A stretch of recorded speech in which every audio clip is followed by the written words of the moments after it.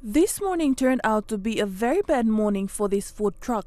It was believed the truck driver had no time to rest because he was working a tight shift from yesterday to this morning.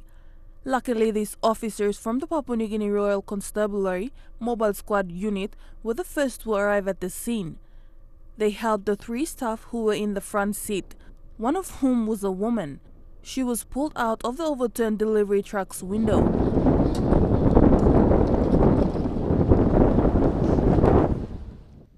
Scattered all over the roadside were containers and trays of fried chicken, pork, a variety of fruits and vegetables, and soup that was supposed to be delivered to a nearby event.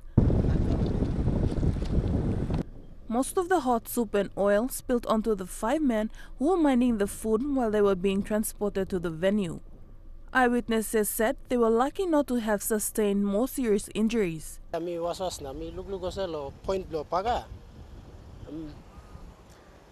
Karem kamu sekarang nam kam le itim side blow pavement is like brick time hitim time probably driver am I sleep because I will walk continuously since astena time itim bisla am la tanim stay am late so am kawan tem full momentum na speed so time itim bisla am one side am kirab na karem just one plow over 10 am just slide kamu sem mogara line staban tape mol kapside goram no car lucky yosem no one black sim bagarap overall put on a good ground, so all right.